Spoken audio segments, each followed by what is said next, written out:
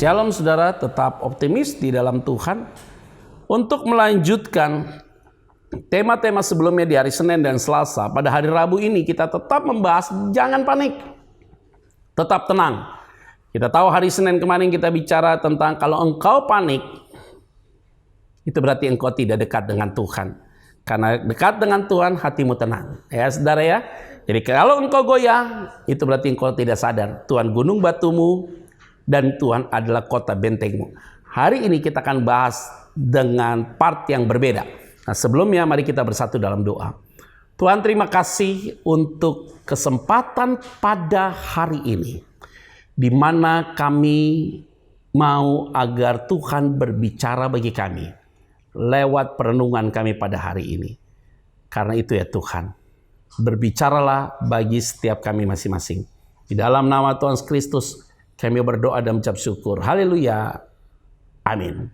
Saudara, pada hari Rabu ini kita akan berbicara di ayat yang ke-6 Mazmur 62. Firman Tuhan bilang begini. Hanya pada Allah saja kiranya aku tenang. Tadi memang kata ini juga digunakan di ayat yang pertama, saudara. Karena ini menjadi satu copy paste dari ayat yang pertama. Sebab daripadanya lah harapanku. Ternyata saudara, ketika engkau dekat dengan Tuhan, bukan hanya tenang, tetapi ada harapan yang baru. Mungkin hari ini kamu pesimis. Sepertinya pintu itu tidak terbuka. Tuhan akan membukakan pintu itu. Sepertinya penyakitku tidak dipulihkan. Hari ini penyakitmu dipulihkan. Kamu harus punya harapan. Hidup ini kalau tidak punya harapan, habis saudara. Maka iman itu dasarnya adalah pengharapan. Pengharapan itu seperti jangkar yang dilempar ke dasar laut, saudara. Dan kalau jangkar itu dilempar ke dasar laut, dia menancap di bawah, sehingga itu yang paling penting. Jadi perahu itu kapal itu tidak akan mungkin goyah, saudara. Karena ada harapan. Imanmu itu dapat digoyahkan. Tidak. Imanmu digoyahkan, yaitu pengharapanmu digoyahkan. Kalau harapanmu digoyahkan, maka imanmu akan jadi luntur. Maka hari ini saya mau sampaikan, jangan panik dan tetap tenang. Dan engkau harus punya harapan yang besar. Ketika engkau punya harapan yang besar, saya mau sampaikan bagi saudara sekalian, engkau tidak akan pernah sedikit pun untuk tidak tenang. Engkau selalu tenang. Jadi ingat baik-baik, jangan putus asa. Engkau pasti dipulihkan oleh Tuhan. Engkau disembuhkan oleh Tuhan. Dan engkau pasti dipelihara oleh Tuhan. Dan engkau pasti diberikan perlindungan oleh Tuhan.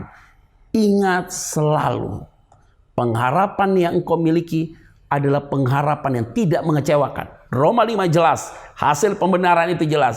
Penderitaan menghasilkan ketekunan. Ketekunan menghasilkan tahan uji.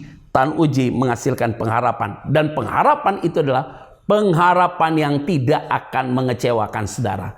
Nah saudara-saudara yang saya kasih di dalam nama Tuhan Kristus, yuk stop untuk putus asa dan menyerah.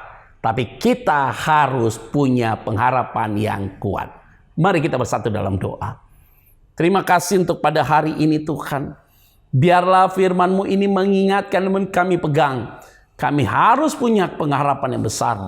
Karena ketika kami punya pengharapan, kami tahu Tuhan, kami melihat pengharapan itu akan jadi kenyataan di dalam Tuhan.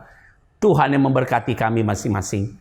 Di dalam nama Tuhan Kristus kami berdoa dan mengucap syukur. Haleluya. Amin. Saudara tetap optimis, jaga kesehatanmu, dan tentunya harus yakin Tuhan tetap ada bersama dengan saudara sekalian. Tuhan Yesus memberkati kita semua. Shalom.